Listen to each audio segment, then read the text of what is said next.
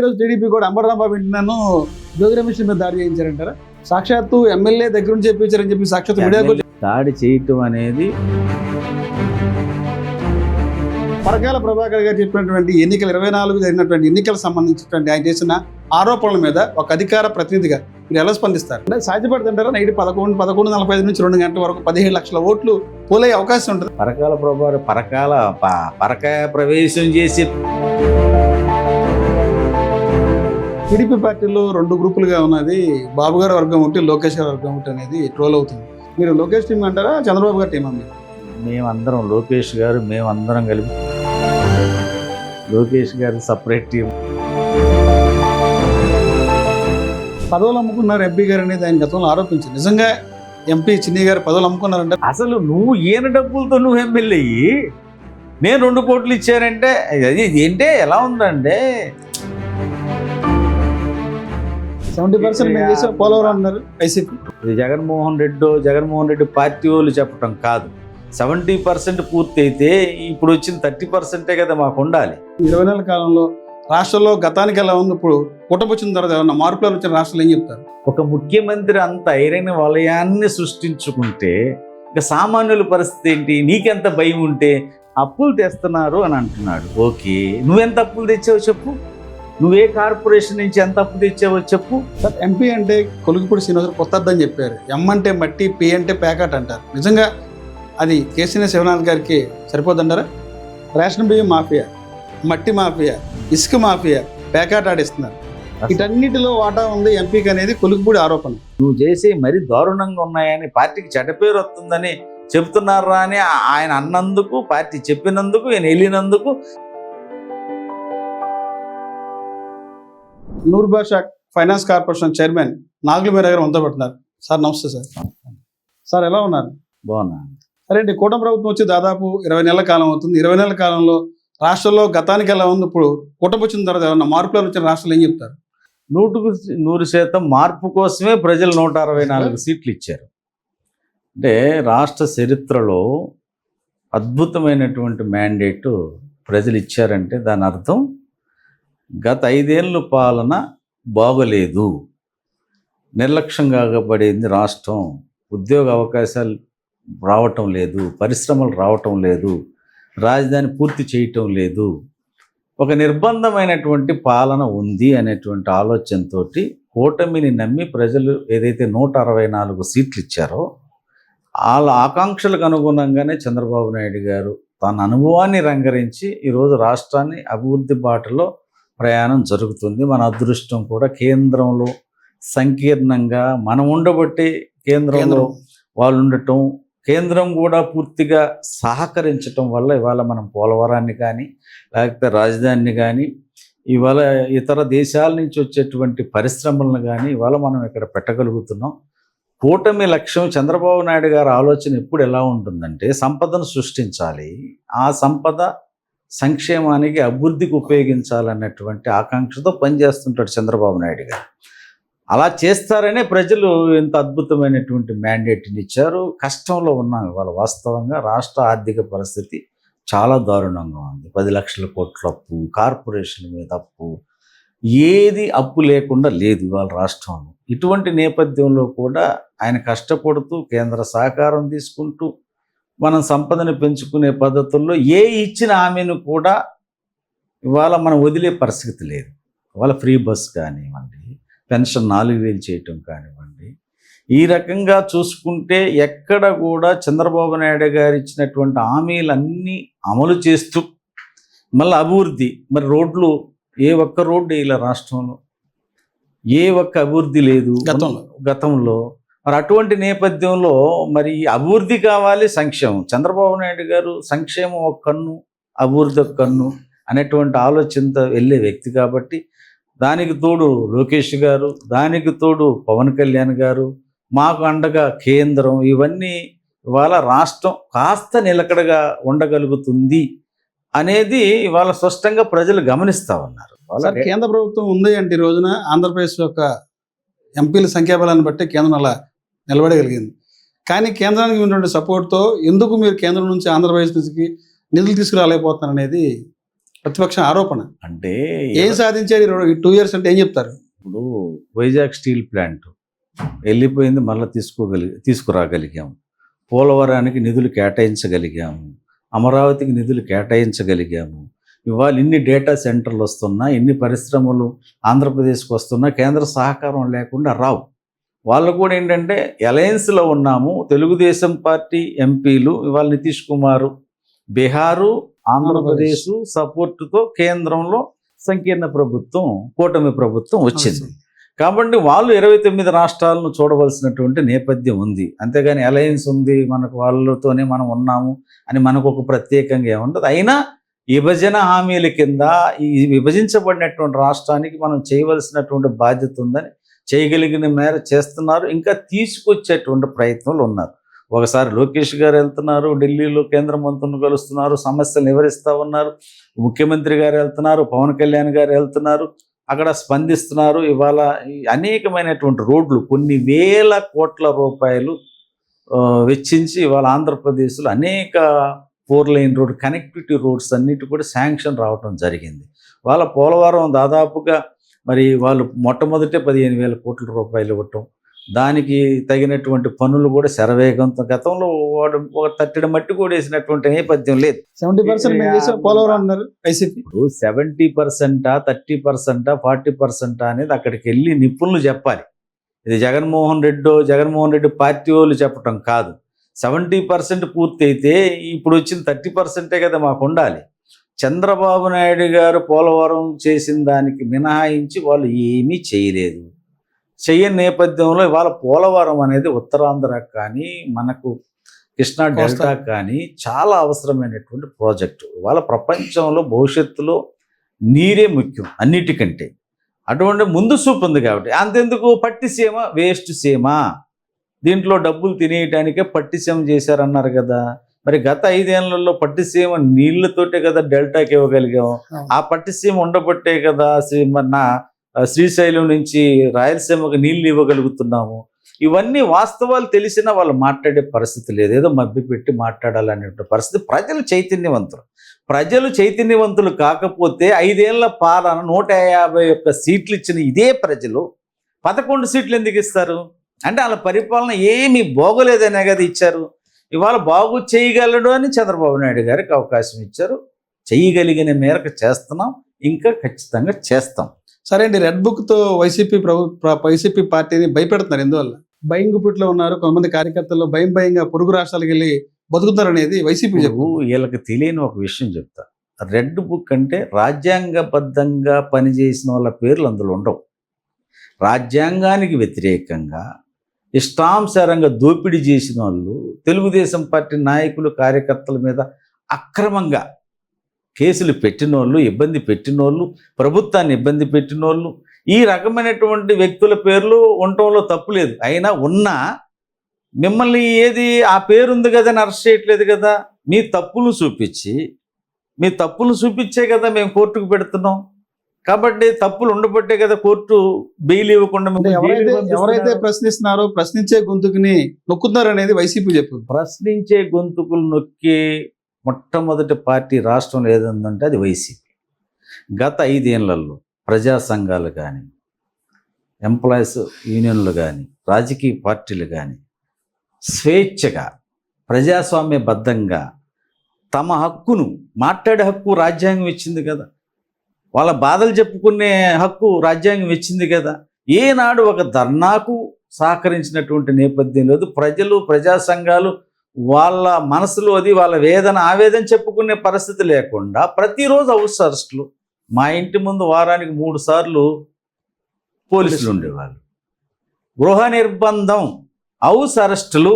నాకు తెలిసి నా 27 ఏళ్ల రాజకీయ జీవితంలో వైసీపీ ప్రభుత్వంలో అందరినీ, ఉద్యోగ సంఘాలను అరెస్ట్ చేస్తారు, రాజకీయ పార్టీ నాయకులను హౌస్ అరెస్ట్ చేస్తారు. ఏ ధర్నా చౌకులు ఒక ధర్నా జరిగినటువంటి నేపథ్యం వాళ్ళు స్వేచ్ఛగా 2 రోజులు 3 రోజులు వాళ్ళు నిరసన వ్యక్తం చేస్తున్నారు. ఇప్పుడు ప్రజాస్వామ్యంలో ఇప్పుడు కూటమి ప్రభుత్వం వచ్చిన తర్వాత ధర్నా చౌక్ అంతా కూడా బాగా జనాలతో నిండిపోయింది కదా. ప్రతిరోజు ఏదో సంఘాలు వచ్చి ఆందోళన చేస్తున్నారు. ప్రభుత్వం మమ్మల్ని మోసం చేసింది, ప్రభుత్వం మాకు హామీలు నెరవేర్చలేదు, మా ఓట్లతో గెలిచింది ప్రభుత్వం అని చెప్తున్నారు. ప్రజల ఓట్లతో గెలిచాం. ఎవరి ఓట్లతో కాదు, అంటే ఉద్యోగులు కూడా ప్రజలే కదా, అదే ఆంధ్రప్రదేశ్ ప్రజలే. ప్రజల ఓట్లతో గెలిచాము. ఇవాళ వాళ్ళు ధర్నా చౌక్లో 2 రోజులు 3 రోజులు నిరసన వ్యక్తం చేస్తున్నారంటే ఇది రాజ్యాంగం ఇచ్చినటువంటి హక్కు అంటున్నా నేను.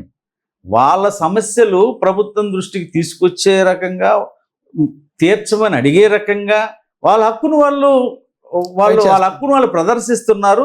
మేము సహకరిస్తున్నాం ప్రభుత్వంగా, మేమే వాళ్ళని నిర్బంధించటం లేదు, మీరు ఇంట్లో నుంచి రావద్దనటం లేదు. ఎవరైనా వాళ్ళకు జరిగినటువంటి అన్యాయం కానీ, బాధ కానీ, కష్టాన్ని కానీ ప్రభుత్వానికి చెప్పుకోవాలి, ప్రభుత్వం దృష్టికి తీసుకెళ్లే ప్రయత్నం చేస్తూ ఉన్నారు. ప్రభుత్వం చేయగలిగిన మేరకు చేస్తుంది. ఇది రాజకీయ వ్యవస్థలో కానీ, ప్రజాస్వామ్యంలో కానీ సర్వసాధారణంగా జరిగే ఊరేగింపులు చేస్తాము, ధర్నాలు చేస్తాము. మేము ఉన్నప్పుడు చేశాము, వాళ్ళు ఉన్నప్పుడు చేస్తారు. ఎందుకంటే ప్రతిపక్ష పాత్ర ఏంటి, ప్రజా సమస్యలు ప్రభుత్వ దృష్టికి తీసుకొచ్చే ప్రయత్నంలో వాళ్ళు కూడా ఉంటారు. అలా ఉన్నివ్వలేదు గతంలో వైసీపీ ప్రభుత్వం. మమ్మల్ని బయటికి రానిచ్చే పరిస్థితి లేదు, మా నాయకుడు వచ్చినా కూడా వెళ్ళనిచ్చేటువంటి పరిస్థితి లేదు. అసలు ముఖ్యమంత్రి గారు వెళ్తుంటే డేరాలు కట్టి చెట్లు నరికి ఎవరేం చేస్తే అంత అభద్రత ఉన్న ముఖ్యమంత్రి నేను చూడలా. ఇప్పుడు ఎవరన్నా ముఖ్యమంత్రి గారు ఇప్పుడు వస్తున్నారు చంద్రబాబు నాయుడు గారు, ఇప్పుడు ఆయన ఇల్లు ఉంది. గతంలో ప్రతిపక్ష నాయకుడికి ఎట్లా ఉందో ఇల్లు ఇప్పుడు అట్లాగే ఉంది. జగన్మోహన్ రెడ్డి ఇంటికి చూడండి, అది తిహార్ జైలుకి పెట్టినట్టు సెక్యూరిటీ, అంత పెద్ద ఐరన్ రాడ్స్ వేసి, అంత అవసరం ఏముంటుంది. చంద్రబాబు గారు ఇల్లు చూసారు హైదరాబాద్లో, మీరు చూసాం ఎలా ఉందండి చంద్రబాబు గారు హైదరాబాద్ ఇల్లు ఎలా ఉంది, ఉండవల్లి ఇల్లు ఎలా ఉంది? చంద్రబాబు నాయుడు గారు అక్కడున్నా ఎక్కడున్నా ఆ రకమైన పద్ధతులు అయితే లేదు, అంత రక్షణ వలయంలో ఉన్న పరిస్థితి అయితే లేదు. ఇప్పుడు ఇక్కడ ఉంది. సెక్యూరిటీ పెట్టుకోవడం తప్పంటారా? సెక్యూరిటీ పర్పస్ అలా పెట్టుకోవడం తప్పనేది లేదు కదా. నేను అనేది ఒక ముఖ్యమంత్రికి సెక్యూరిటీ లేకపోతే పోలీస్ వ్యవస్థ ప్రజలకు ఏమి ఇస్తారని నేను అడుగుతాను. ఒక ముఖ్యమంత్రి అంత ఐరన్ వలయాన్ని సృష్టించుకుంటే ఇక సామాన్యుల పరిస్థితి ఏంటి? నీకెంత భయం ఉంటే, నీ ప్రభుత్వంలో నువ్వు ముఖ్యమంత్రిగా ఉండి నీ రక్షణ విషయంలోని నీకు అంత అభద్రత బాగుంటే నువ్వు ప్రజలకు ఏం రక్షణ కల్పిస్తావని నేను అడుగుతున్నా. నేను పెట్టుకోవద్దంటలేదు, ఆయన డబ్బులు ఆయన పెట్టుకున్నాడు. అన్ని చోట్ల పులివెందుల పెద్ద ప్యాలెస్ కట్టుకున్నాడు, హైదరాబాద్లో కట్టుకున్నాడు, బెంగళూరులో కట్టుకున్నాడు, ఇడుపులపాయలో కట్టుకున్నాడు, ఇవుడొద్దన్నాడు, తాడేపల్లిలో కట్టుకున్నాడు. ఆయన ఎక్కడున్నా ప్యాలెస్లో ఉండాలి, పేదోడు మాత్రం సెట్ స్థలంలో ఉండాలి. మీకెందుకు అంత అంటాడు, ఈయనకి ఎందుకు అంత అనేది ఆయన చెప్పడు. ఆయనకు నిజం చెప్పడం చేత కాదు, నిజం తెలియదు ప్రజలకు అనుకుంటాడు. అన్ని వాస్తవాలు తెలియబట్టే మీకు 11 సీట్లు ఇచ్చారు. సార్, మోసానికి దగాకి ప్యాంటు షర్ట్ వేస్తేనే చంద్రబాబు గారు అనేది జగన్మోహన్ గారు చెప్తారు. ఏం చెప్తారు దాని గురించి ఒక రాష్ట్ర అధికార ప్రతినిధిగా? ఇప్పుడు మనం అద్దంలో చూసుకున్నాం అనుకోండి, ఎవరు కనపడతారు? మనమే కనపడతాం. అది జగన్మోహన్ రెడ్డిది కూడా అంతే.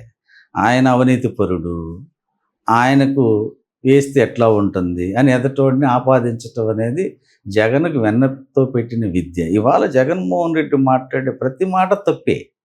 ఆయన ప్రభుత్వంలో ఏం చేశారు, ఈ ప్రభుత్వంలో ఏమి చేయలేదు చెప్పగలవాను. అప్పులు తెస్తున్నారు అని అంటున్నాడు. ఓకే, నువ్వెంత అప్పులు తెచ్చావో చెప్పు, నువ్వే కార్పొరేషన్ నుంచి ఎంత అప్పు తెచ్చావో చెప్పు. నీ ఇప్పుడు ఇవాళ అక్రమంగా వైసీపీ నాయకులు ఇళ్ల మీద దాడులు చేస్తున్నారని నువ్వు అంటున్నావు కదా. అసలు దీనికి శ్రీకారం చుట్టింది ఎవరు? వైసీపీ ప్రభుత్వం. మేము కమ్యూనిస్ట్ పార్టీలో సుదీర్ఘంగా పనిచేసాం. ఆ రోజుల్లో నాయకులు ఏదన్నా ఇబ్బంది జరిగితే పార్టీ ఆఫీసులో ఉండేవాళ్ళు. నువ్వు రాష్ట్ర ఆఫీసు మీద దాడి చేయించావు. దాడి చేస్తే ఎవరైనా ముఖ్యమంత్రి ఖండిస్తారు, అది సరైన పద్ధతి కాదని. ఒకవేళ నువ్వు చేయించినా కూడా ఆయన ఏమన్నాడు, నాకు అభిమానులు ఉంటారు, వాళ్ళు స్పందిస్తారు కాబట్టి అలాగే ఉంటుంది అన్నాడు. అందుకే ఈరోజు టీడీపీ కూడా అంబటరాంబాబు వింటున్నాను జోగి రమేష్ మీద దాడి చేయించారంటారా? దాడి చేయటం అనేది మా అధినాయకత్వం ఒప్పుకోదు. సాక్షాత్తు ఎమ్మెల్యే దగ్గర నుంచి చెప్పించారని చెప్పి సాక్షాత్తు మీడియా కూడా చెప్పారు కదా. ఎమ్మెల్యే దగ్గర ప్రజలకు ఆగ్రహం వస్తే ఇలాగే ఉంటుందని చెప్పి గల్లా మాధవి గారు చెప్పారు. ఎమ్మెల్యే సాక్షాత్తు ఎంపీ కేంద్ర మంత్రి కూడా చెప్పాను, 24 గంటల్లో మా ఇది ఎలా ఉంటుంది మీరు చూస్తారు రాంబాబు అని చెప్పి అన్నారు బాహాటంగానే. అదే నేను చెప్తున్నా మీకు. ఇప్పుడు పట్టాభి ఇల్లు ఉంది, పట్టాభి ఇంట్లో పట్టాభి జైల్లో ఉన్నాడు, ఆయన కూతురు ఒక్కతే ఉంది, వాళ్ళ అమ్మ మార్కెట్కి వెళ్ళింది. మీరు 100 మంది ఇల్లు ధ్వంసం చేస్తున్న నేపథ్యంలో ఆ బిడ్డను తీసుకెళ్ళి బాత్రూంలో పని అమ్మాయి గంట తలుపేసి దాచిపెట్టినటువంటిది. అప్పుడు తెలియలేదా మీకు ఈ బాధ? లేకపోతే గన్నవరం పార్టీ ఆఫీస్ మీద దాడి చేసినప్పుడు తెలియలేదా? రాష్ట్ర పార్టీ ఆఫీస్ మీద దాడి చేసి పని చేసే వాళ్ళ తలకాయలు పగలగొట్టినప్పుడు తెలియదా ఎవరు చేసినా తప్పే. మీకు తెలుసో లేదో రాంబాబు ఇంటి మీద జరిగినా లేదా జోగి రమేష్ ఇంటి మీద జరిగినా అది నామమాత్రం దాడిలే. నేను చెప్తున్నాను, రియల్గా చేసింది వైసీపీ వాళ్ళు. లోపలికి వచ్చి అద్దాలు పగలు కొట్టేసి తలల పగలు కొట్టేసి ఇల్లంతా ధ్వంసం చేసి ఏది ఎవ్వరు చేసినా తప్పే. ఆ రోజు సాయంత్రం మాకు టెలికాన్ఫరెన్స్ వచ్చింది. ఇటువంటి జరగడానికి వీలు లేదు, పార్టీ ఊరుకున్న ప్రసక్తి లేదు, ఎవరి ఇళ్ళ దగ్గరికి కానీ ఏ రకమైనటువంటిది చేయటానికి వీలు లేదని మా అధినాయకుడు ద్వారాగా మాకు అందరి కార్యకర్తలకు సమాచారం వచ్చింది. గతంలో వైసీపీ టీడీపీ కార్యాలయాన్ని ధ్వంసం చేసింది. అట్లాంటి పార్టీ ఉండకూడదు, ప్రభుత్వం వద్దు అనే కదా ప్రజలు 151 నుంచి 11కి ఇచ్చింది. ఇంకా ఆ పార్టీకి టీడీపీకి ఇంకా తేడా ఏముందంటారు? ఇప్పుడు మీరు ఒకటి గమనించాలి, తెలుగుదేశం పార్టీలో చంద్రబాబు నాయుడు గారు వేదిక మీద ఉన్నప్పుడు ఇతర రాజకీయ పార్టీల నాయకులు వ్యక్తిగతంగా మాట్లాడినా మైక్ ఆపమని చెప్పేటువంటి తత్వం కలిగిన వ్యక్తి. ఇంకా మీకు ఒక విషయం చెప్తున్నా, 1978 నుంచి ఇప్పటి వరకు లైవ్లో ఉన్న ఏకైక నాయకుడు చంద్రబాబు నాయుడు గారు. చంద్రబాబు నాయుడు గారు ఎంతోమంది ముఖ్యమంత్రులను చూశారు. ఈ ప్రజాస్వామ్య వ్యవస్థను ఎలా కాపాడాలో అపారమైన అనుభవం ఉన్నటువంటి వ్యక్తి రాష్ట్రంలో ఇప్పుడు ప్రస్తుతం చంద్రబాబు నాయుడు గారు ఉన్నారు. ఆయన వ్యక్తిత్వం మాకు తెలుసు, ఆయనకు దగ్గరగా చూసిన వాళ్ళు. ఆయన మాతో మాట్లాడేటప్పుడు కూడా ఏదైనా ప్రజాస్వామ్యబద్ధంగా ఉండాలి అని చెప్పేటువంటి తత్వం. కానీ జగన్మోహన్ రెడ్డిది అలా కాదు. ఎవడు డిస్టర్బెన్స్ చేస్తే జోగి రమేష్ అనే వ్యక్తి 14 ఏళ్ళు ముఖ్యమంత్రి చేసిన చంద్రబాబు నాయుడు ఇంటి మీదకి రావచ్చా? నేనున్నాను అక్కడ. రాళ్ళు ఇసిరారు. 14 ఏళ్ళు ముఖ్యమంత్రి జెడ్ ప్లస్ కేటగిరీ ఉన్న నాయకుడి ఇంటి మీదకే వస్తే వాడికి నువ్వు మంత్రి పదవి ఇచ్చావు. నువ్వు జగన్మోహన్ రెడ్డి పార్టీ ఇటువంటి ఘటనల గురించి మాట్లాడే అర్హత లేదు. ఇటువంటి ఘటనలు దురదృష్టకరం. ఇది జరగకూడదు ఏ పార్టీలో కూడా. నువ్వు మాజీ ముఖ్యమంత్రి ఇంటి మీదకి వస్తే నువ్వు మంత్రి పదవి ఇచ్చావంటే నీ యాటిట్యూడ్, అంటే నీ మనస్తత్వం, అంటే జగన్మోహన్ రెడ్డిది ఫ్యాక్షన్ భావజాలం ఉంటుంది. కాబట్టి ఇప్పుడు అసెంబ్లీలో 73 ఏళ్ళు అప్పటికి చంద్రబాబు నాయుడు గారు అంత పెద్ద ఆయన్ని పట్టుకుని ఇష్టానుసారంగా వాళ్ళు అనరాని మాటలు అంటుంటే ఎవరమైనా అది సరైనది కాదు అనాలి. మనసులో నీకు ఏదన్నా ఉన్ని నువ్వు వెకిల్ నవ్వులు నవ్వుతున్నావు. ఎవరైతే మాట్లాడతారో నాకు తెలుసండి, వైసీపీ నాయకులు మాట్లాడినటువంటి భాష వాళ్ళ ప్రభుత్వంలో ఉన్నప్పుడు ఈ భారతదేశంలో ఏ రాజకీయ నాయకుడు మాట్లాడినటువంటి నేపథ్యం లేదు. ఆ రకంగా మాట్లాడాడు కాబట్టి అన్నిటికీ మించి ఏంటంటే మాట్లాడటం ఒక ఎత్తు అయితే రాష్ట్రం అనేది అధోగతి పాలైపోయింది. రాష్ట్రం అభివృద్ధి నడవటం లేదు. బిడ్డలు చదువుకున్న వాళ్ళకి ఉద్యోగ అవకాశాలు రావటం లేదు. గాడి తప్పిన రాష్ట్రం అనేది ప్రజలు గ్రహించారు. 2014-19 కూడా చంద్రబాబు నాయుడు గారిని ఏం ఆలోచించారంటే విభజించిన రాష్ట్రాన్ని కాపాడగలిగే నాయకుడు చంద్రబాబు నాయుడు గారు అని ఎలా అనుకున్నారో 24లో కూడా అదే అనుకున్నారు. అంటే గాడి తప్పిన ఈ రాష్ట్రాన్ని ఆయన తప్ప ఈ గాడిలో పెట్టే పరిస్థితుల్లో మా బిడ్డల భవిష్యత్తు బాగోలన్నా, మా బడుగు బలైన వర్గాల అభివృద్ధి జరగాలన్నా నారా చంద్రబాబు నాయుడు గారు, కూటమి పవన్ కళ్యాణ్ గారు అనేటువంటి ఆకాంక్షతోటే 164 వచ్చినాయి. ప్రజల ఆకాంక్షలకు అనుగుణంగా తెలుగుదేశం పార్టీ పాలన చేస్తుంది. సార్, ప్రజలకు పట్టం కట్టారు అనేది ఫుల్ ప్లెజ్గా మీ పార్టీ చెప్తుంది. కానీ ఇప్పుడు నేను అడిగే ప్రశ్నకి మా ఛానల్కి కానీ నాకు కానీ వ్యక్తిగత సంబంధం లేదు. మా అభిప్రాయం కాదు ఇది. పరకాల ప్రభాకర్ కేంద్ర ఆర్థిక శాఖ మంత్రి భర్త ఎన్నికల కమిషన్ ఇచ్చినటువంటి రిపోర్టుల ఆధారంగా ఒక వెబ్సైట్లో ఒక ఆర్టికల్ రాసుకొచ్చారు. మార్నింగ్ 6 గంటల నుంచి 7 గంటల వరకు ఎలక్షన్ తీరు ఒక రకంగా జరిగితే, నైట్ 7 to 8 ఒక రకంగా జరిగింది, 8 to 9 ఒక రకంగా జరిగింది, 9:45 నుంచి 11:45 వరకు ఒక రకంగా జరిగింది, మిడ్ నైట్ 11:45 నుంచి 2 గంటల వరకు 17 లక్షల ఓట్లు ఎలా పోలైనాయి. ఇదంతా బీజేపీ కనుసనీలో జరిగింది అనేది సాక్షాత్తు పరకాల ప్రభాకర్ గారు చెప్పారు. ఇదే పరకాల ప్రభాకర్ 14-19లో మీ ప్రభుత్వానికి సలహాదారు కూడా పనిచేశారు. ఆ పరకాల ప్రభాకర్ గారు చెప్పినటువంటి ఎన్నికలు 24 జరిగినటువంటి ఎన్నికలకు సంబంధించినటువంటి ఆయన చేసిన ఆరోపణల మీద ఒక అధికార ప్రతినిధిగా మీరు ఎలా స్పందిస్తారు? ఇప్పుడు 19 జరిగిన ఎలక్షన్లు కూడా చెప్పానండి. ఇదే పద్ధతుల్లో 19లో జరిగిన ఎలక్షన్లో మీకు 151 సీట్లు వచ్చినాయి. ఒక్కొక్క చోట 70,000, 80,000, 90,000 వైసీపీకి మెజారిటీ వచ్చింది కదా. అప్పుడు మిషన్లు ఇప్పుడు కూడా 24లో కూడా ఏం ఆ మిషన్లు ఏం తేడా లేదు. మరి అప్పుడు కూడా అలాగ జరిగింది అని ఆయన అనుకుంటే ఆయన అది వ్యక్తిగతం. ఎవడు ఏ ఆరోపణలు చేసినా ఇప్పుడు కేంద్రంలో మరి సీతారామన్ గారు కేంద్ర ఆర్థిక శాఖ మంత్రి ఉన్నారు కదా, మరి కేంద్రంలో వాళ్ళకి ఎట్టొచ్చినాయి 270 సీట్లు? అందులో కదా ఆ మంత్రి, మీ సతీమనే కదా మంత్రి, రాజ్యసభ సభ్యురాలు. రాజ్యసభ సభ్యురాలు ఏంటండి, గవర్నమెంట్ లో మంత్రి. అవును, అటువంటి గవర్నమెంట్ లో నువ్వెందుకున్నావు? ఇలాగ అక్రమంగా గెలిచిన గవర్నమెంట్ లో మీరు ఉండకూడదు కదా. మీరు అంత గొప్పగా చెప్పలేనేదో చూసినట్టు మిషన్లు 6 గంటల నుంచి 7 గంటలకు 7, 9, 10 ఏనేదో సాఫ్ట్వేర్ ఏనే పెట్టినట్టు.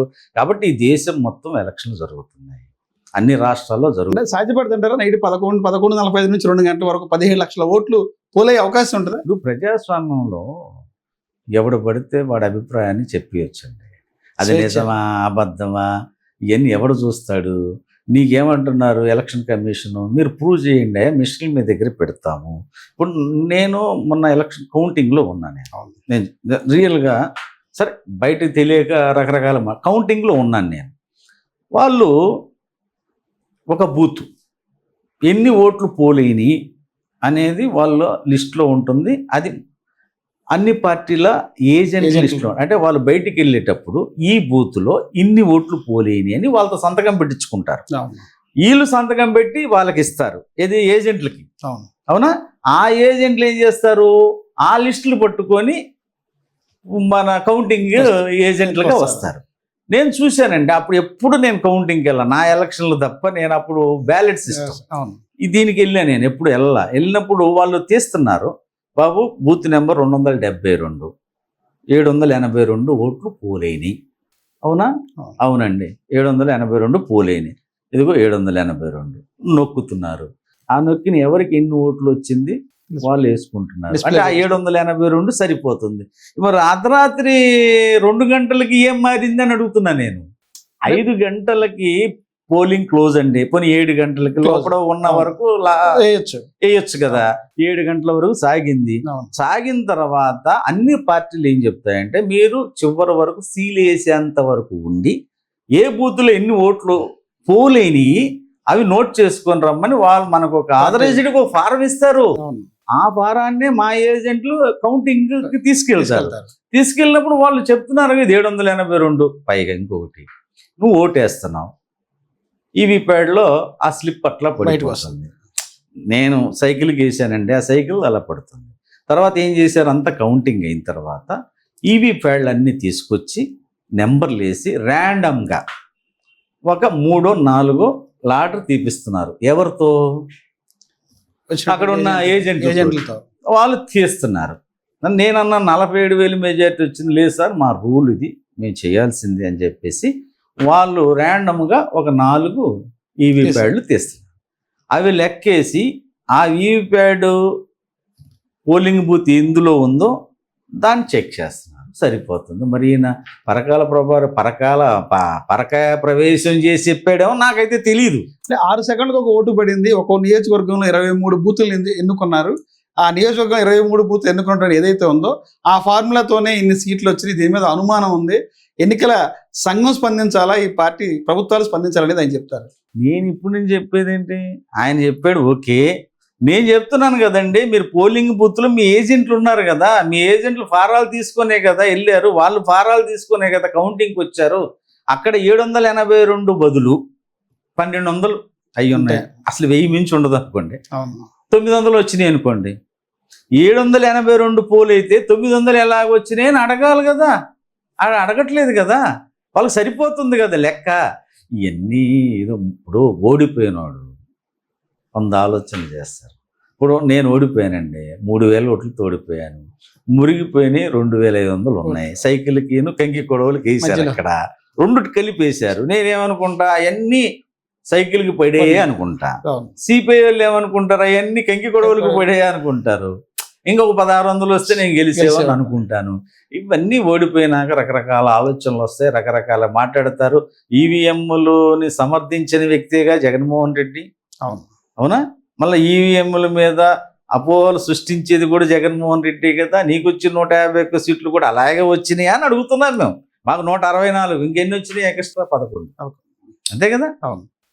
కాబట్టి ఇవన్నీ మేము దాని గురించి పెద్ద ఆలోచన చేయాల్సిన అవసరం లేదు. ఏదంటే ఎలక్షన్ కమిషన్ అడగండి, ఎలక్షన్ కమిషన్ ప్రూవ్ చేసుకుంటారు, మనకేం సంబంధం. సార్, మీ గవర్నమెంట్లో అమరావతి రాజధాని ఎలా నిర్మాణ పనులు ఎలా జరుగుతుంది? గతానికి ఇప్పుడు పోల్చుకోండి, గత గవర్నమెంట్ 5 ఏళ్లలో ఒక అడవిలాగా అయిపోయింది, నిర్మాణం ఏమి జరిగిన పరిస్థితి లేదు.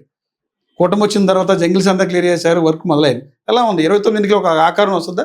ఖచ్చితంగా వస్తుంది. ఎందుకంటే అండి, జగన్మోహన్ రెడ్డికి అవగాహన లేదు పాలన మీద అనటానికి రాజధాని ఒక ఉదాహరణ.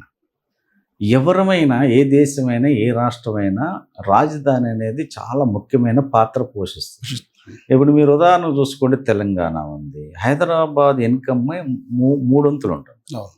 బెంగళూరు కానీ, తమిళనాడు కానీ, ఏ రాష్ట్రమైనా, పూనా కానీ, లేకపోతే ఏదైనా ఏ రాష్ట్రానికైనా రాజధాని నుంచి ఆదాయం 50% అబోవ్ ఉంటుంది. మన ఆంధ్రప్రదేశ్ కర్మ ఏంటంటే రాజధాని లేకపోవటం వల్ల ఆదాయం ఎక్కడి నుంచి వస్తుందని అడుగుతున్నాను. కాబట్టి రాజధానిని అద్భుతమైనటువంటి రీతిలో మనం నిర్మాణం చేసుకుంటే అన్నీ చేయక్కర్లేదు. మనం ప్రభుత్వానికి కావాల్సినటువంటి సముదాయాలను సమకూర్చుకుంటే ఆటోమేటిక్గా అనేకమైనటువంటి కాలేజీలు వస్తాయి, ఐటీ సంస్థలు వస్తాయి, అనేక బ్యాంకులు వస్తాయి, మాల్స్ వస్తాయి. ఇవన్నీ ఇప్పుడు హైటెక్ సిటీ, మీరు నమ్మరు, హైటెక్ సిటీ ప్రారంభమైన తర్వాత నేను వెళ్ళాను. వెళ్తే ఒక అడ్రస్ దొరకలే నాకు. గుట్టలు వెనకాల మేకలు మేస్తున్నాయి, హైటెక్ సిటీ వెనకాల గేదెలు మేకలు మేస్తున్నాయి, దాని ఎదురుగా ఒక ఇల్లు, ఆ గుట్టలు తిరిగి తిరిగి తిరిగి. ఏ సంవత్సరం ఉన్నది? కరెక్ట్గా 97, 98 ఓపెన్ అయిన తర్వాత శంకుస్థాపన 95లో చేశారు. అది 97 ఎలా. ఇవాళ చూడండి, అప్పుడు ఎకరం 8 లక్షలు, అప్పుడు ఇవాళ 150-200 కోట్లు అయింది. అది అంటే అది ఎవరు పెరగల, ఒక హైటెక్ సిటీ కడితేనే అంత పెరిగింది. కాబట్టి ఇవాళ అమరావతిలో ప్రజలు, రాజధాని రైతులు గొప్పలండి. 33,000 ఎకరాలు 3 పంటలు పండే పొలాన్ని, అద్భుతమైన పొలాన్ని రాజధానికి ఇచ్చారంటే వాళ్ళ ఆకాంక్ష ఉంది. జీవితంలో ఒక అద్భుతమైన రాజధాని మా కళ్ళ ముందు వస్తుంది, అందులో మేము భాగస్వాములు అవుతున్నాం. రేపు ఇది ఇవ్వటం వల్ల, అభివృద్ధి చెందటం వల్ల మా బిడ్డలకు కూడా అవకాశం వస్తుంది. మేము ఇచ్చిన పొలానికి, స్థలానికి రేటు కూడా పెరుగుతాయని అనేక రకాలుగా పాపం వాళ్ళు ఇస్తే వాళ్ళని 30 తిప్పలు 5 ఏళ్ళని ఆడబిడ్డలు రోడ్డు మీదకి వచ్చి పాదయాత్రలు చేసి చేయనిచ్చాడు, లాఠీలతో కొట్టాడు, జుట్టు పట్టి ఈడ్చాడు. ఏం పాపం చేశారా రైతులు?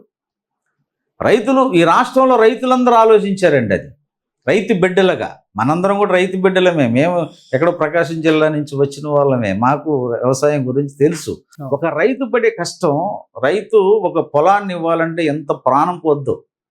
పొలం అనేది అతని సంపద, అతని అటాచ్మెంట్ ఎక్కువ ఉంటుంది. నాకు 10 ఎకరాలు వ్యవసాయ భూమి ఉందంటే అది ఒక ఆనందం ఉంటుంది. అటువంటి 40 ఎకరాలు కూడా ఇచ్చిన వాళ్ళు ఉన్నారు, 5 ఎకరాలు ఇచ్చిన వాళ్ళు ఉన్నారు, సెంట్ ఇచ్చిన. పైగా దాని మీద ఏ రకమైనటువంటి అభిప్రాయాన్ని సృష్టించాడు? నేను ఇక్కడే ఉంటున్నాను, రాజధాని ఇక్కడే కడతాను, విజయవాడ గుంటూరు మధ్యలో రాజధాని సరైందే, ఇంకా సరిపోదు, ఇంకా కావాలి. ఇన్ని మాట్లాడిన వ్యక్తి 3 రాజధానులు ఏంటండి? ఆంధ్రప్రదేశ్ ఎంత, నీకు 3 రాజధానులు ఏంటి? అసలు ఎక్కడన్నా దాన్ని ఏంటంటే అసెంబ్లీ ఏదేమో ఏదో అన్నాడు, 3 రాజధాని పేర్లు పెట్టాడు. జ్యుడిషియల్ రాజధాని కర్నూలు, ఆర్థిక రాజధాని వైజాగ్, పాలన, అది పాలన అక్కడ, ఇక్కడేమో అసెంబ్లీ. ఏమండి, అసెంబ్లీ ఒక చోట, పాలన ఒక చోట, హైకోర్టు ఒక చోట. ఏంటండి ఇది? అన్ని రాజధానులు అలాగే ఉన్నాయా చెప్పండి? కాబట్టి అలా నిర్లక్ష్యం కాబట్టి రాజధాని వాళ్ళు చంద్రబాబు నాయుడు గారు ఏంటంటే, ఆయన ఆలోచన ఎట్లా ఉంటుందంటే భవిష్యత్తు తరాలకు ఉపయోగపడు. ఏమంటే ఇన్ని కోటలు కట్టారు, ఇన్ని అద్భుతమైన తాజ్మహల్ కట్టింది ఎవడు? వాళ్ళు ఎవడు చెప్పగలుగుతున్నాడు? ఎవరో పాతోళ్ళు అయితే చెప్తారు, ఆ స్టోరీలు కూడా ఇవి. ఇప్పుడు మనకు కావాల్సింది వాళ్ళ హైదరాబాదును, సైబరాబాదు, ఫార్మా రంగం కానీ, ఐటీ రంగం కానీ, బయో రంగం కానీ చంద్రబాబు గారుగా వచ్చింది. అది వాళ్ళు ఎంతమంది చెప్పుకుంటూ ముఖ్యం కాదండి, మనం చేశాము, ఎంత అభివృద్ధి చేశాము అనేది చెప్పుకోవాలి. కాబట్టి ఖచ్చితంగా ఈ 3 ఏళ్ల కాలంలో అద్భుతమైనటువంటి రాజధాని రాబోతూ ఉంది. అనేక ఉద్యోగ అవకాశాలు కూడా వస్తాయి, సంపద పెరుగుతుంది. రానున్న రోజుల్లో ఆ సంపద ప్రజలకు ఉపయోగపడేటువంటి అవకాశం ఖచ్చితంగా ఉంటుంది. టీడీపీ పార్టీలో కష్టపడిన వ్యక్తికి గుర్తింపు ఉందంటారా? వస్తుంది. అంటే ఉందండి, ఒకటి అంటే గుర్తుపెట్టుకోండి. ప్రతిపక్షంలో ఉన్నప్పుడు కష్టపడి చాలా ఇబ్బందులు పడి కేసులు పెట్టించుకొని తన ఆస్తిని సైతం పార్టీకి త్యాగం చేసి ఖర్చు పెట్టి అదే ఇప్పుడు తెలుగు ఒక అధిక ఎన్నికలు వచ్చే టైంకి వచ్చేసరికి సీట్ ఇచ్చే పరిస్థితి లేదనేది బయట కొంత టాక్. ఇప్పుడు ఒకటండి, దానికి ఉదాహరణ మీరు 4 అని చెప్పుకోవచ్చు. ప్రతిపక్షం ఉన్నప్పుడు కూడా ఉద్యమాలు చేశారు, ప్రజల పక్షాన ఉంటున్నారు. ఎన్నికలు వచ్చే టైంకి ఎమ్మెల్యే రేసులో పేర్లు అయితే బయటకు వస్తుంది తప్ప అధిష్టానం నుంచి మీకు మొండి చేయి చూపిస్తుంది అనేది అంటే ఇక్కడ ఒకటి ఉంది. ఒకటి రెండు ఉదాహరణలు ఉన్నాయి. అంటే ఒకటి ఉందండి, రాజకీయ పార్టీ అనేది చాలా పెద్దది. ఇప్పుడు 175 నియోజకవర్గాలు, ఎన్నో వందల మంది నాయకులు ఉంటారు, వేల మంది లక్షల మంది కార్యకర్తలు ఉంటారు. ఒక్కోసారి ఒక్కొక్కరికి అనుకోకుండా అవకాశం వస్తుంది, అవకాశం వచ్చుద్ది అనుకున్న వాళ్ళు రాకుండా ఉండేటువంటి పరిస్థితి ఉంటుంది. అంటే రాజకీయాల్లో జనరల్గా 40 ఏళ్ళ నుంచి ఏ పదవి లేకుండా ఆస్తులు పోగొట్టుకున్న వాళ్ళు ఉన్నారు, ఊర్లు విడిసి వెళ్ళిపోయిన వాళ్ళు ఉన్నారు, ఏ పదవి రానోళ్ళు ఉన్నారు, అయినా అప్పులు పాలైన వాళ్ళు ఉన్నారు. అయినా పార్టీ కోసం వాళ్ళు భుజాల జెండాలు పెట్టి మోసే వాళ్ళకంటే నాయకులు చాలా అరిగినా వాళ్ళు ఆ జెండా వదలరు. నాయకుల కన్నా ఎంతో కొంత స్వార్థం ఉంటుంది కానీ కార్యకర్తకు స్వార్థం ఉండదు అనేది నేను నమ్మేటువంటి విషయం.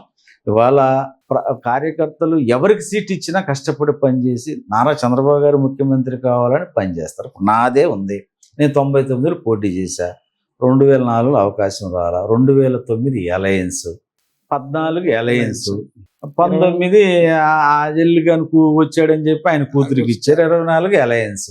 ఇక నాకెక్కడ వస్తుంది అవకాశం? నాకు వస్తుంది. అంత కష్టపడినప్పుడు ఎమ్మెల్సీ ఇస్తారని చెప్పి హామీ కూడా వచ్చింది కదా మీకు. ఖచ్చితంగా మొదటి ప్లేస్ లో మీకు ఎమ్మెల్సీ ఇస్తామని హామీ ఇచ్చారు. మరి దాదాపు స్టార్ట్ అయ్యి గవర్నమెంట్ ఫామ్ అయ్యి 2 years అవుతుంది. 27 వస్తాయి. ఇప్పుడు ఎలా ఉంటుందంటే ఒక 10 వచ్చినాయి అనుకోండి, దాంట్లో క్యాస్ట్ ఈక్వేషన్లు ఉంటాయి, ఇందులో రకరకాలుగా ఉంటాయి. ఇవన్నీ ఏంటంటే రాజకీయాల్లో పదవులు అనేది మనం కష్టపడింది ఒక ఎత్తు అయితే ఒక దేశమైతే అదృష్టం కూడా ఉండాలనేది ఇంకొక అంశం కూడా ఉంది. ఒక్కొక్కసారి ఇప్పుడు నీకు తెలంగాణలో ఒక విచిత్రమైన సంఘటన చెప్తాను. ఒక ఆయన రాజ్యసభ ఇమ్మని రికమెండ్ చేశాడు, ఒక ఆయనకి రాజ్యసభ ఇమ్మని రికమెండ్ చేశాడు. ఈ క్యాస్ట్ ఈక్వేషన్లో రికమెండ్ చేసిన ఆయన కులానికి వచ్చింది, ఆయన పిలిచి ఇచ్చారు. ఇట్లా రాజకీయాల్లో మనం ఊహించలేం. ఇప్పుడు మన ఎమ్మెల్సీలు ఉంది, మన ప్రతిభా భారతి గారి కూతురికి ఇచ్చారు. ఈక్వేషన్ ఎస్సీకి ఇవ్వాలనుకున్నారు, ఒక పెద్ద ఫ్యామిలీ, ఒక నేపథ్యం ఉన్న ఫ్యామిలీ. అట్లాగా కూడా మాకుంది, మేము ముస్లింల్లో వెనకబడ్డటువంటి వాళ్ళం, మా వర్గానికి ఇవ్వాల్సిన పరిస్థితి భవిష్యత్తులో వస్తుంది. నారా లోకేష్ గారు కూడా మాకు హామీ ఇచ్చారు. ఖచ్చితంగా నేను వస్తుందని ఆశీస్సులతో ఉన్నా. నేను కూడా చెప్పాను, చంద్రబాబు గారికి చెప్పాను, లోకేష్ గారికి చెప్పాను. కాబట్టి ఏదైనా 5 సార్లు ఎమ్మెల్యే పోయినా ఈనాడు పార్టీని ప్రశ్నించలే. 27లో అవకాశం ఉంటుందా మీకు? ఎమ్మెల్సీ అవకాశం ఉంటుందా? 27లో కొన్ని ఎమ్మెల్సీలు ఖాళీ అవుతున్నాయి కదా. ఖచ్చితంగా 27లో నాగులమీర గారి పేరు చూసుకోవచ్చు అంటారా? ఆశించడం తప్పులేదు కదా, ఖచ్చితంగా ఉంటుందని నేను అనుకుంటున్నా. తర్వాత చంద్రబాబు గారు ఇష్టం, ఆయన ఏది చెప్తే అది మేము అంతే. ఇచ్చినా ఇవ్వకపోయినా మేము పార్టీ కోసం పనిచేస్తాం. 5 సార్లు ఇవ్వకపోతే పని చేయలేదా? మాదేంటంటే తెలుగుదేశం పార్టీ అదృష్టం అండి. నేను ఒకటి మాత్రం ఖచ్చితంగా చెప్తాను, ఎన్టీ రామారావు గారు ఏ ముహూర్తాన తెలుగుదేశం పార్టీ పెట్టారో కానీ అద్భుతమైన కార్యకర్తలు ఉన్నారు, అద్భుతమైన నాయకత్వం ఉంది. ఎన్ని ఒడిదుడుకులు వచ్చినా తట్టుకుని నిలబడేటువంటి నాయకత్వం తెలుగుదేశం పార్టీకి ఉండబట్టే ఇవాళ ఎవరు ఎన్ని ప్రయత్నాలు చేసినా తెలుగుదేశం పార్టీని ఏమి చేయలేకపోతున్నారు, చేయలేరు కూడా. సార్ బయట అయితే జనరల్గా ఒక టాక్ అనేది నడుస్తుంది, అంటే మా వ్యక్తిగతం అనేది కాదు. టీడీపీ పార్టీలో 2 గ్రూపులుగా ఉన్నది, బాబు గారి వర్గం ఒకటి, లోకేష్ గారి వర్గం ఒకటి అనేది ట్రోల్ అవుతుంది. బాబు గారి వర్గంగా ఎవరైతే ముద్రపడి ఆనాటి ఇప్పటి నుంచో పార్టీని నమ్ముకొని ఉన్నారో వాళ్ళకి ఈ రోజున పదవుల్లో కానీ అధికారంలో కానీ మొండి చేయి ఉంది. కొత్తగా వచ్చే వాళ్ళకే లోకేష్ టీం అన్న వాళ్ళకే అందరం ఎక్కిస్తారు, రెడ్ కార్పెట్ అంటారు. ఇందులో వాస్తవం ఏం చెప్తారు మీరు లోకేష్ టీం అంటారా, చంద్రబాబు గారి టీమా? మేమందరం లోకేష్ గారు, మేమందరం కలిపి చంద్రబాబు గారి టీమే. లోకేష్ గారి సపరేట్ టీము అనేది కరెక్ట్ కాదు, అసలు ఆ పదమే కరెక్ట్. బయట వెర్షన్, బయట చాలా అనుకోవచ్చు. తెలుగుదేశం పార్టీ మొత్తం మా అధినాయకుడు చంద్రబాబు నాయుడు గారు. వాళ్ళ నారా లోకేష్ గారు తను పార్టీ వ్యవహారాలు చూస్తున్నప్పటికీ చంద్రబాబు గారు ఆదేశాల మేరకే చూస్తారు. ఆయన ఫైనల్ నిర్ణయం చంద్రబాబు గారిదే కాబట్టి ఆ వర్గం కాదు. అయితే లోకేష్ గారు ఏంటంటే కొంత యూత్ను కూడా, అంటే 20 ఏళ్ళు భవిష్యత్తు 30 ఏళ్ళు రాజకీయాల్లో ఉండాలంటే వాళ్ళకి ఒక అవకాశాలు ఎప్పటి నుంచో ఇప్పుడు మీకు ఒకటి గమనించండి, యనమల రామకృష్ణుడు గారు కానీ, కొంతమంది ఎర్రమనాయుడు గారు కానీ, శివాజీ గారు కానీ, చాలామంది అయిన పాత్రుడు గారు కానీ కరెక్ట్గా 25 ఏళ్ళ వయసులో టీడీపీలోకి వచ్చి ఎన్టీ రామారావు గారు అవకాశం ఇచ్చారు. ఆ రోజు 83లో ఆయన బాగా చదువుకున్న వాళ్ళకు యూత్కి అవకాశాలు ఇచ్చారు. కాబట్టి వాళ్ళు 40 ఏళ్ళు రాజకీయాల్లో ఉండగలుగుతున్నారు, నాయకులుగా వాళ్ళు ఎదిగారు. కాబట్టి ఏదో ఎక్కడొక చోట ఇప్పుడు 60-40 ఒక 60% సీనియర్లకు ఇస్తారు, 40% యూత్ కూడా ఇవ్వాల్సిన అవసరం ఉంది. ఎందుకంటే రానున్న రోజుల్లో మా తర్వాత కూడా యూత్ రావాలి కదా, వాళ్ళకి ఒక అవకాశాలు చిన్న పెద్దదో ఇవ్వాలి. అది మనకే కావాలి, మంది మనకే కావాలంటే జరగదు. కాబట్టి ఆయన ఆలోచన కూడా కరెక్టే. లోకేష్ గారి ఆలోచన ఇప్పుడు పార్టీ వాళ్ళ ముందుకెళ్తుంది అంటే చంద్రబాబు నాయుడు గారి అనుభవం, లోకేష్ గారి శ్రద్ధ. వాళ్ళ లోకేష్ గారు ఏం మాట చిన్న వయసు అయినా చాలా బాగా షైన్ అయ్యారు, బ్రహ్మాండంగా మాట్లాడుతున్నారు, ప్రతి విషయాన్ని అవగాహన చేసుకునేటువంటి శక్తి వచ్చింది. ఇవాళ ఎవరు ఏ నాయకుడు ఏంటో కూడా ఆయన పూర్తిగా అర్థమైపోయింది. సరైనటువంటి పద్ధతుల్లోనే ఇవాళ పార్టీ చక్కగా ఆయన సూచనలతోటి నారా లోకేష్ గారు నడిపిస్తున్నారని చెప్పాలి. సార్, యువగాళానికి ముందు యువగాళ టైంలో నారా లోకేష్ గారు అంటే ఏంటి, ఇప్పుడు కూటమి వచ్చిన తర్వాత ఈ 2 ఏళ్ళలో నారా లోకేష్ గారు ఏం చెప్తారు అప్పటికప్పటికి? అసలు అంటే యువగాళం టైంలో ఆయన మీద రకరకాల మీరు ట్రోల్స్ వచ్చింది. వాస్తవం చెప్పమంటారా, అసలు నారా లోకేష్ గారు బయటకు వచ్చింది మా అమ్మాయి పెళ్లితో. ఓకే, 2013లో ఆయనే చెప్పాడనా, అమ్మాయి పెళ్ళికే చాలా ఆప్యాయంగా మాట్లాడతాడు, ఆయన టైం ఇస్తే ఎంతసేపు అయినా వింటాడు, ఆయన దగ్గర ఉన్న గొప్ప లక్షణాలు ఏంటంటే అందరినీ పలకరిస్తారు. అందరికీ పదవులు ఇవ్వలేరు కానీ పలకరించడం కూడా ఒక అదృష్టమే కదా. మరి నేను కనపడంగానే చేయి పట్టుకుంటే మాకు అది ఒక ఆనందం. కాబట్టి పెద్దరికంగాను అందరినీ పలకరించి అందరిని కలుపుకోయేటువంటి ఉన్నారు. యువగలానికి ముందు నిజంగానే లోకేష్ గారు వేరు, యువగలం తర్వాత లోకేష్ గారు వేరు అనేది ఖచ్చితంగా చెప్పగలం. ఎట్లా అంటే ఆయన పాదయాత్రలో మైనారిటీ వింగ్ స్క్రిప్ట్ అంటే ఏమేమి సమస్యలు ఉన్నాయో చెప్పిన వాళ్ళు నేను ఒకడిని, అట్లాగే అందరూ అన్ని వర్గాల నుంచి చెప్పారు. ఆయన రాటు తెలిపాడు బాగా. ఎక్కడంటే మీకు కాలం అనుభవాన్ని ఇస్తుంది. ఎప్పుడైతే మీరు పాదయాత్రలు చేస్తున్నారో ప్రజల సమస్యలు, ప్రజల బాధలు, కార్యకర్తల కష్టాలు, పార్టీ నాయకులు ఏం చేస్తున్నారు, ఇవన్నీ ఆయన పూర్తిగా అవగాహన వచ్చి అప్పుడు యువగలానికి ముందు ఉపన్యాసం, ఇప్పుడు ఉపన్యాసం చూడండి అద్భుతంగా మాట్లాడుతున్నాడు. అసలు లోకేష్ గారైనా మాట్లాడుతుందే అనేటట్లుగా మాట్లాడుతున్నారు. అంటే విషయం మీద ఒక అవగాహనతో ఇవాళ బాగా బాగా షైన్ అయ్యాడు ఆయన బ్రహ్మాండంగా. యువగలానికి ముందు లోకేష్ గారు అనొచ్చు, యువగలం తర్వాత లోకేష్ గారు అనొచ్చు, ఏమాత్రం సందేహం లేదు. మహానాడులో రాజమండ్రి మహానాడులో మాట్లాడితే నేను మెసేజ్ పెట్టా, బాబు అద్భుతంగా మాట్లాడారు, నాకే ఆశ్చర్యం వేసింది. ఎందుకంటే కృష్ణా జిల్లాలో మంచి వక్తలో నేను ఒక వక్తని. ఓకే, ఆ మాట్లాడేటప్పుడు అందులో ఎంత డెప్త్ ఉందో నేను ఆలోచించగలను. ఇంకా చైతన్యాన్ని ఉంటాడు కింద, అతనికి ఏదన్నా ఉంటే నేను చెప్తుంటా ఇది కూడా అంటే బాగుండేది అని. మా ప్రయత్నం అంటే మా నాయకుడు బాగుంటే మేము బాగుంటాం, మా లోకేష్ గారు బాగుండాలి, ఇంకా బాగా మాట్లాడాలి. ఇవాళ మీకు గూగుల్ విశాఖపట్నం డేటా సెంటర్ వచ్చిందంటే చంద్రబాబు నాయుడు గారితో మేము మాట్లాడుతుంటే అద్భుతమైన ప్రాజెక్ట్ ఇచ్చారండి, 1,00,000 కోట్లు, దాదాపు 1,00,000 మందికి ఉద్యోగాలు అనేది గొప్ప విషయం. అంటే ఏ మాటకు ఆ మాట ఇదంతా లోకేష్ కృషి. లోకేష్ అనేక సార్లు గూగుల్ సంస్థకి వెళ్ళి వాళ్ళతో సంప్రదింపులు జరిపి వాళ్ళతో మాట్లాడి అది వదలకుండా ఎట్టి పరిస్థితుల్లో రావాలని చాలా గొప్ప ప్రయత్నం చేశారు. ఎంత గొప్ప విషయం. అదే డేటా సెంటర్ని జగన్మోహన్ హయాంలోనే ఇక్కడ ఏపీకి వచ్చింది అనేది వైసీపీ చెప్తారు. ఆదాని డేటా సెంటర్ అనేది మేము తీసుకొచ్చాము, అది క్రెడిట్ చోరీ చేస్తున్నారు లోకేష్ అనేది సాక్షాత్తు జగన్ చెప్తారు. ఇప్పుడు వాళ్ళు ఏమి తెచ్చారనేది కాదు, ఏం చేశారనేది.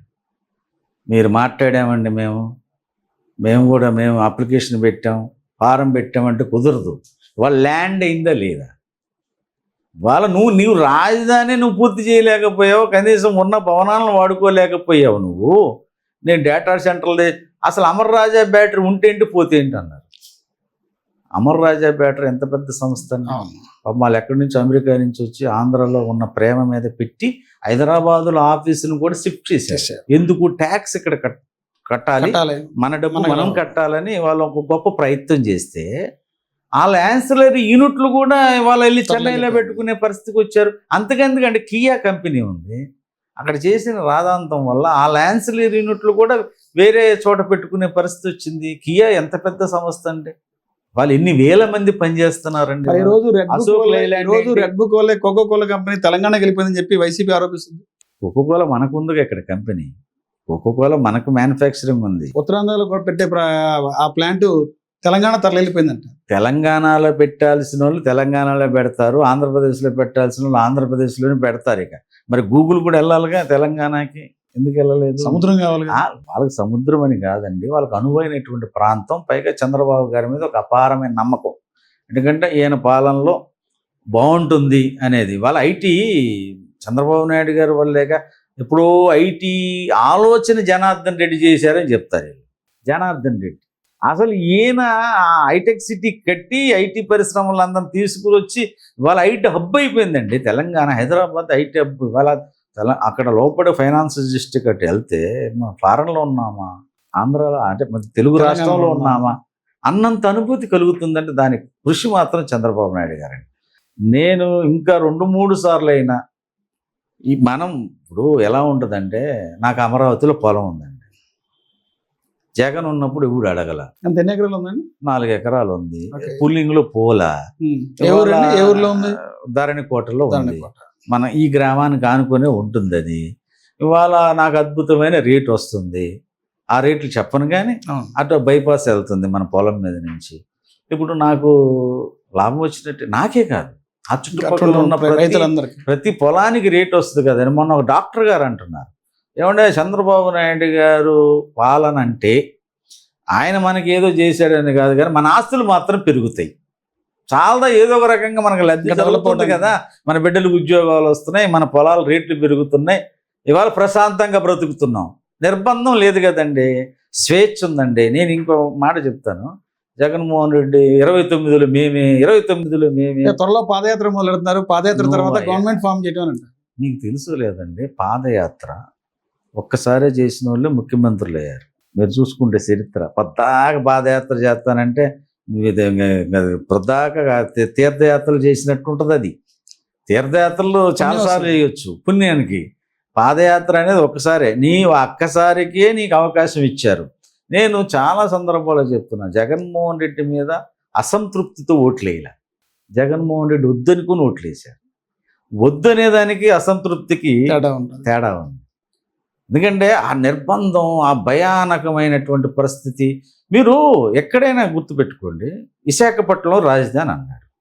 విశాఖపట్నంలో ఎక్కడ రాజధాని తెస్తాడు అని చెప్పి 90,000, 80,000 మెజార్టీతో గెలిచారు అక్కడ అందరూ. ఆ 4 సీట్లు కూడా 80-90,000తో గెలిచారంటే దాన్ని బట్టి ఆలోచించండి.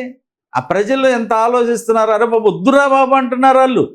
ఏమండి ఎవరైనా చెప్పండి, ఇప్పుడు అనంతపురం నుంచి విశాఖపట్నం ఎంత దూరం? చాలా దూరం. సెంటర్ పాయింట్ ఇది. నువ్వు ఉన్న ఏదైతే చంద్రబాబు 8,000 కోట్లు ఖర్చు పెట్టి పోలీసు, మన ఎమ్మెల్యే క్వార్టర్స్, శాసన మండలి క్వార్టర్స్, అన్నీ ప్రభుత్వం కావాల్సినటువంటి అన్నీ కట్టారు. దాన్ని మీరు అభివృద్ధి చేసి కాస్త రోడ్లు వేసి నువ్వు చేయగలిగినంత చేయొచ్చును కదా. అది మొత్తం గాలికి వదిలేసి, చెట్లకు వదిలేసేసి మీరు వెళ్ళి నేను విశాఖపట్నంలో ఆ ఋషికొండ పైన నేను గెస్ట్ హౌస్ కట్టుకుంటానంటే అక్కడ క్యాంప్ గవర్నమెంట్దే కదా. ఋషికొండ ప్యాలెస్ అనేది కట్టింది గవర్నమెంట్, జగన్మోహన్ రెడ్డి సొంతం కాదు కదా. ఎవ్వడు కట్టినా రాజధాని కట్టేది అని ఎవరి జోబులో డబ్బులు కడుతున్నారా? ప్రజలు డబ్బులు ఇక్కడే కట్టమను. ఆ 400 కోట్ల రూపాయలు నువ్వు రాజధానిలో పెట్టు స్వామి. ఎన్ని రోడ్లు వస్తాయి, ఎంత మౌలిక సదుపాయాలు వస్తాయి, దానివల్ల ఎన్ని పరిశ్రమలు వస్తాయి, ఎంతమంది ఉద్యోగ అవకాశాలు వస్తాయి. ఋషికొండ ప్యాలెస్ వల్ల ఒక ఉద్యోగం వస్తుందా? ఎవరికైనా లాభమా?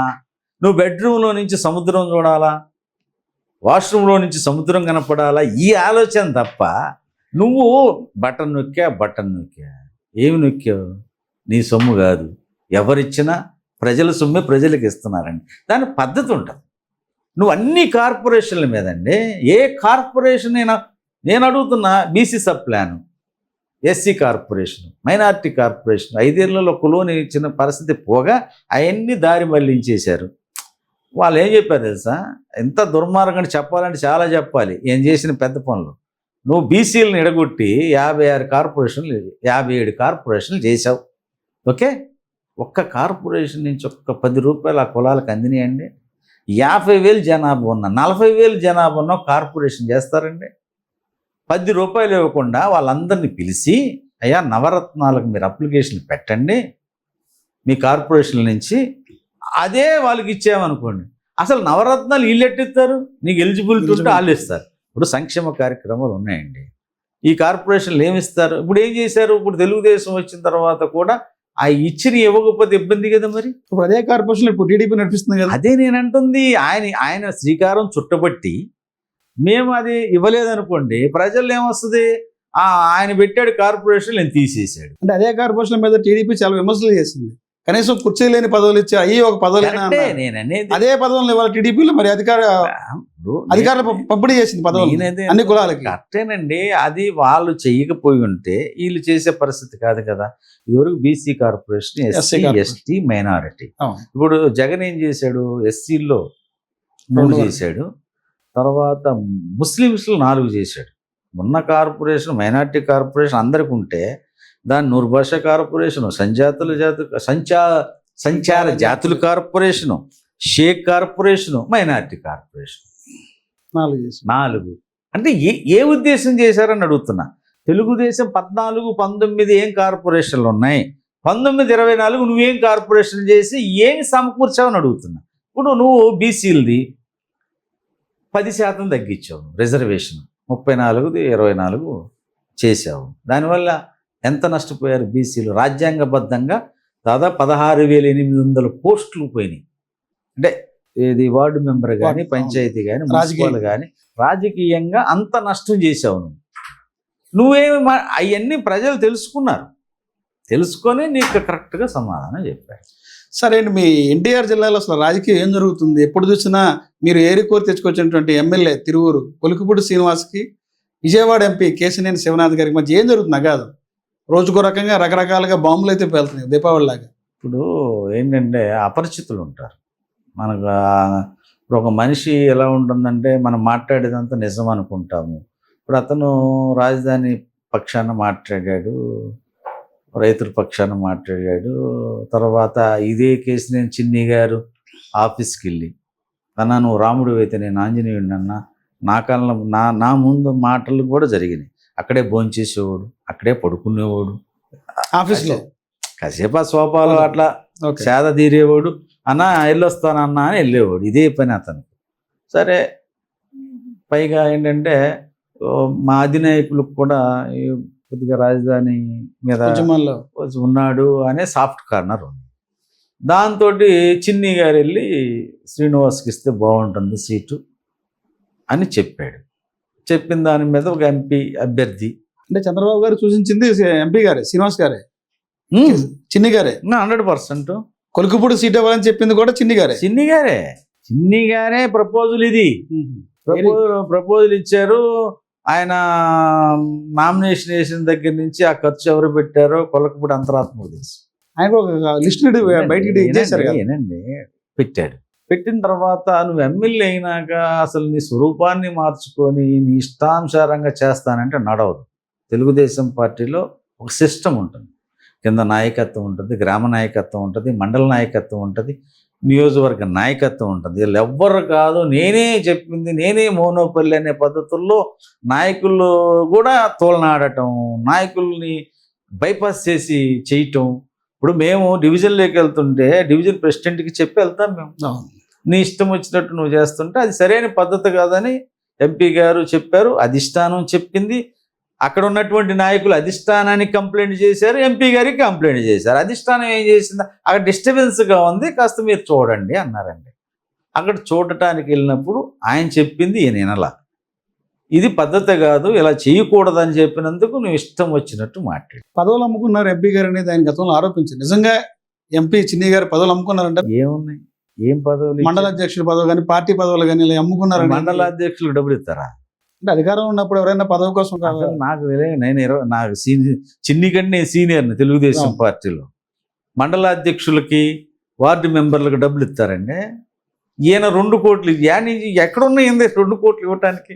అసలు ఈయన డబ్బులతో నువ్వు ఎమ్మెల్యే అయ్యి నేను 2 కోట్లు ఇచ్చారంటే అది ఏంటే ఎలా ఉందంటే, ఏది మాట్లాడినా ప్రజలు నమ్ముతారనేటువంటి పద్ధతి కరెక్ట్ కాదండి.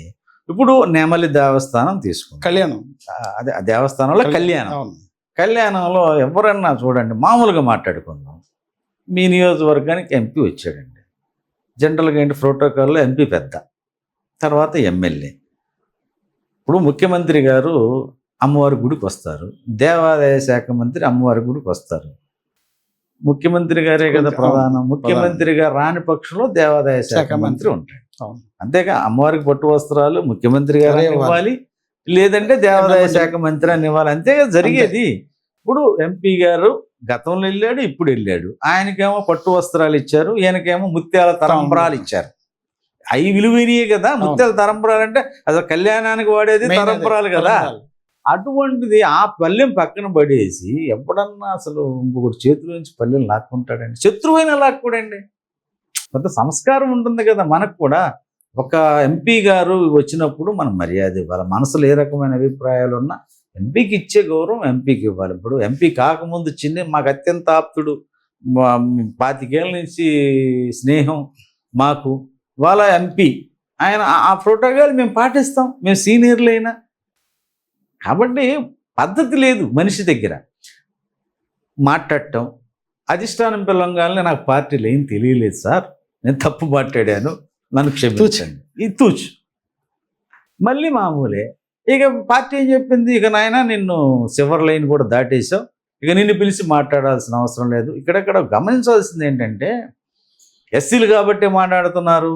అదే కళ్యాణ టైంలో ఆరోపణ చేశారు. ఇది నేను ఒక ఎమ్మెల్యేగా ఉండి నేనే కులవివక్ష ఎదుర్కొన్నాను, నన్ను చాలా దుర్భరంగా నా మీద అదే చేశారనేది ఆయన ఆరోపిస్తారు. అదే చెప్తున్నా అండి. కుల వివక్షత ఉంది. నీకు ముత్యాలు తరంబరాలు ఇచ్చారు కదా, ఆయనకి చీర ఇచ్చాడు, నీకు తరంబరాలు ఇచ్చారు. ఏది ఎక్కువ అంటే ఏం చెప్తారు? 2 కళ్ళలో ఏది ఎక్కువ అంటే 2 ఒకటే కదా. 2 ఒకటే. నీకు ముత్యాలు తరంబరాలు, కళ్యాణంలో ఏంటి తరంబరాలు ప్రముఖమైన రోలు కదా. నీకు ఆ వెండి పల్లెం ఇచ్చారు, ఈయనకు చీర వెండి పల్లెం ఇచ్చారు. ఏంటి తేడా అని నేను అడుగుతాను. ఇది తీసేసి అది లాక్కుంటాంలో నీ ఉద్దేశపూర్వకంగా కాకపోతే ఏమంటే ఎస్సీలమా బీసీలమా మైనార్టీలు కాదండి. తప్పు ఎవడైనా తప్పు చేయకూడదు. నీకు ఎంపీ వచ్చినప్పుడు నువ్వు ఎస్సీవా బీసీవా మైనారిటీ అనేది కాదు. ఈవెన్ ముస్లిం వాళ్ళు కూడా ఇవాళకి భద్రాచలంకు ముత్యాల తలంబరాలు తీసుకెళ్తున్నారు కదండి. తలంబరాలేగా తీసుకెళ్లేది, ఎవరు ముస్లింసేగా తీసుకెళ్లేది. మరి ఆ సాంప్రదాయం ఎందుకు కొనసాగిస్తాం? ఇవాళ తిరుపతిలో ఎవరు తలుపు తీస్తారు? ఫస్ట్ యాదవులు తీస్తారు. సాంప్రదాయమే కదా. మరి కాబట్టి మనం సాంప్రదాయాలను కాపాడాలి, కానీ యాదవులు తలుపు తీయటం ఏంటంటే తరతరాల నుంచి వస్తుంది. ఇక్కడ కులాల ప్రస్తావన ఎప్పుడు తేకూడదండి. పాలిటిక్స్లో ఏంటంటే వైసీపీలు కూడా ఆయన ఎస్సీ కాబట్టి మీకెందుకు ఎంత ప్రేమ? మీ చీకటి ఒప్పందం ఏంటి? మీకెందుకు? జిల్లా పార్టీ అధ్యక్షుడు అంటే జిల్లాని భ్రష్టు పట్టిస్తున్నారు అనేది దేవినేని అవినాష్ గారు నేను ఆరోపిస్తారు. ఎంపీ కేశినేని చిన్ని ఎన్టీఆర్ జిల్లాని భ్రష్టు పట్టిస్తున్నారు, డెవలప్మెంట్ మీద దృష్టి పెట్టమంటారు. ఇప్పుడు వాళ్ళకి డెవలప్మెంట్ అంటే ఏంటో తెలియదు. జిల్లాను 100కి 100 భ్రష్టు పెట్టించింది వాళ్ళు. ఈ జిల్లాలో విజయవాడ నగరం అండి 14-19 అభివృద్ధి తప్ప. నేను అడుగుతున్నా, ఎవరైనా వైసీపీ నాయకులను నాతో డిబేట్ రమ్మనండి. ఆ రోడ్లు, ఆ డ్రైన్లు తప్ప 1924లో మీరు ఏం చేశారు చెప్పండి? విజయవాడ సిటీకి కరెక్ట్గా చంద్రబాబు నాయుడు గారి హయాంలో పుష్కరాలు వచ్చింది.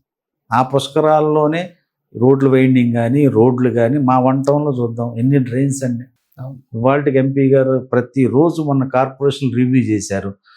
విజయవాడకి 2500 కోట్ల రూపాయలతోటి ఒక ప్రణాళిక సిద్ధం చేస్తూ ఉన్నారు. ఇది 3 ఎమ్మెల్యేలను కలుపుకొని ఎంపీ గారు సపరేట్ ఫండ్ విజయవాడ డెవలప్మెంట్కి. ఎందుకంటే విజయవాడ గుంటూరు ఈక్వల్గా అమరావతికి మధ్యలో ఉన్నాయి కాబట్టి ఇవి కూడా ఈ పట్టణాలుగా అభివృద్ధి చేయాలన్నటువంటి వాళ్ళ ఎంపీ గారు ఇబ్రహీంపట్నం నుంచి మన పున్నమి దాకా ఫ్లైఓవర్, మళ్ళీ అక్కడ అంటే ఇది మాత్రం గన్నవరం దాకా, తర్వాత ఇక్కడి నుంచి మన బస్ స్టాండ్ దాకా, బస్ స్టాండ్ అది అక్కడి నుంచి అంటే ఎన్నో ఫ్లైఓవర్లు శాంక్షన్ చేయించడం జరిగిందండి.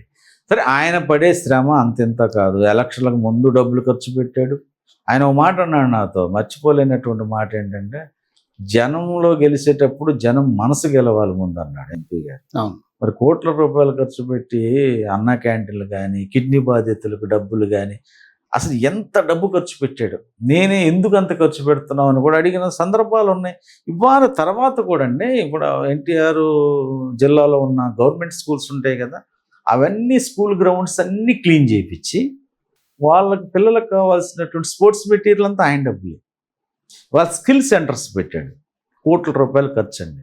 విజయవాడ నుంచి బస్సులు హైదరాబాద్ తీసుకెళ్ళి ఢిల్లీ నుంచి వచ్చిన వాళ్ళతో స్వయంగా వాళ్ళు సొంతగా బ్యాగులు కానీ, ఈ కుట్టు మిషన్లు కానీ, ఈ పేపర్ బ్యాగ్స్ కానీ, ఇట్లాంటివన్నీ తయారు చేసే తర్వాత పెనాయిలు కానీ, ఇవన్నీ ఇక కావాల్సినవన్నీ సొంతంగా తయారు చేసుకునే విధంగా ఇవాళ కొన్ని వందల మందికి ట్రైనింగ్ ఇచ్చాడు.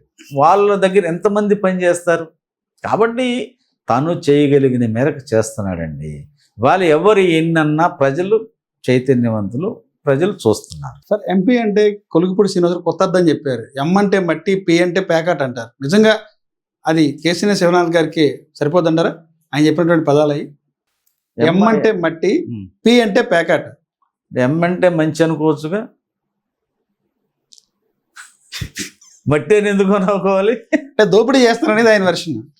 ఏమంటే ఆ దోపిడీని అడ్డుకట్ట వేసాడు కాబట్టి ఎంపీ మీద ఇన్ని ఆరోపణలు. వాస్తవం అంటే ఈ 2 ఏళ్ల కాలంలో కేసు, ఆయన 2 ఏళ్ల కాలంలో తిరువూరు నియోజకవర్గం సంబంధించి కొలుగుపూడి ఎంత సంపాదించారంటారు అక్రమంగా?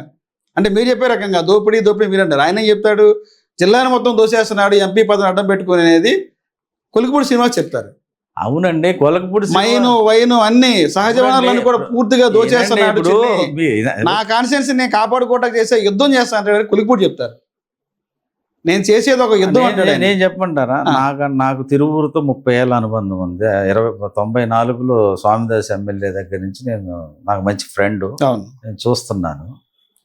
అసలు తిరువూరులో ఇతని అక్రమాలకు అడ్డుకట్టేయటమే ఎంపీ చేసిన పాపం. ఎలాంటి అడ్డుకట్టేశారు అవన్నీ జనాలకు తెలియాలి కదా. నాకు కాదండి, నేను చెప్తున్నాను, సమయం వచ్చినప్పుడు వివరంగా చెప్తాం. నేను ఆయన అన్నాడు కాబట్టి దానికి నేను చెప్తున్నా, నీకు అడ్డుకట్టేయటానికి ప్రయత్నించాడు కాబట్టి నువ్వు అభియోగాలు చేశావు. ఇంత నువ్వు చేసే ఆరోపణలో ఉన్న వ్యక్తి దగ్గరికి నువ్వు వెళ్ళావు కదా, నీ దగ్గరికి రాలేదుగా బాబు. కొలకపూడి గారు వచ్చి మీరు మా తిరుగు గతి లేదండి మీరు పోటీ చేయమని అడిగాడా? నువ్వు వచ్చి ప్రాధాయపడ్డావు కదా, ఇది ఎంపీ నాకు అవకాశం ఇప్పించన్నా నాకు చేయమని. నీకు ఇప్పించినప్పుడు తెలియదా ఈయన గురించి ఏంటో? నీకు ఆయన డబ్బులు తీసుకున్నప్పుడు తెలియదా నీకు? ఆయన డబ్బులతోనే నువ్వు ఎంపీ అయ్యావు, అప్పుడు తెలియలేదా? సరే, ఎమ్మెల్యే అయ్యావు, ఎంపీ డబ్బులు తీసుకొని ఎమ్మెల్యే అయ్యాడు. ఇవాళ నీ ఇష్టం వచ్చినట్టు ఆరోపణలు చేసి ఎన్ని నిజాలే అంటే ఎవడు నమ్మేటువంటి పరిస్థితి లేడండి. అతనికి ఒక రకమైనటువంటి ఏదో ఉంది, మనకైతే తెలియదు. ఎప్పుడేం మాట్లాడతాడో నిలకడ లేనటువంటి తత్వం. ఇవాళ ఎంపీ గారు ఏం మాట్లాడలేక ఎందుకున్నాడంటే పార్టీ మాట్లాడొద్దంది, లేకపోతే ప్రతి దానికి సమాధానం చెప్తారు. కొలుగుపూడి గారు ప్రధానంగా 4 ఆరోపణలు ఉన్నాయండి. నేనైతే 4 చెప్పగలను. రేషన్ బియ్యం మాఫియా, మట్టి మాఫియా, ఇసుక మాఫియా, పేకాట ఆడిస్తున్నారు. వీటన్నిటిలో వాటా ఉంది ఎంపీకి అనేది కొలుగుపూడి ఆరోపణ. 100% అబద్ధం అండి. ఎంత పచ్చి అబద్ధం అది. అసలు ఎంపీ గారికి దేంట్లో జోక్యం లేదండి.